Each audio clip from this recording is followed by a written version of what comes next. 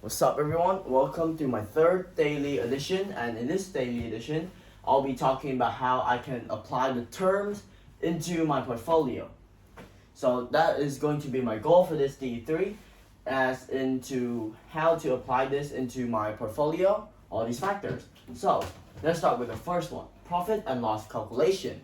So since this DE3 is only focusing on how I can implement this into my portfolio, profit and loss calculation will be a crucial part of our tools and skill set. Firstly, because I believe that it also helps with the cash flow.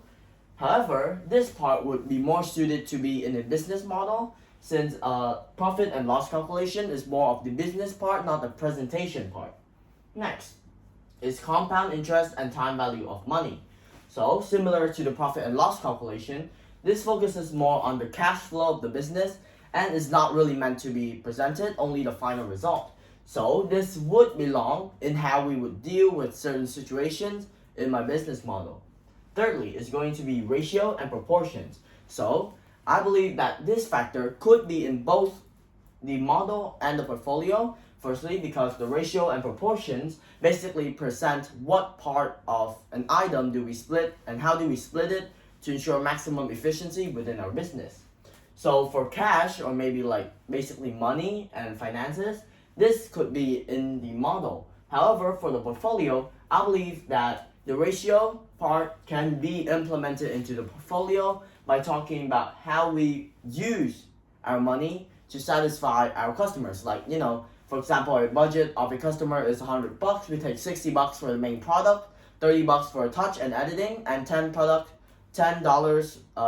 for like the final draft, something like that. Next is going to be mark up / mark down. So in my opinion only, I think like this is a more of like a soft skill that I need in order to work in the industry. So it's really simple, really, because this is a skill I need in order to talk about cash flow. So it's more of like a skill that I want to have when working with my business model. And lastly is depreciation, which is the reduction in the asset value over time.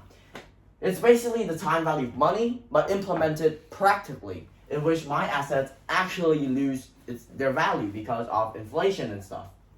So that is the summary of all the factors relating to financial terms in the DE3 that was sent in by Mrs. Prats. Thank you for listening and have a great time. Bye.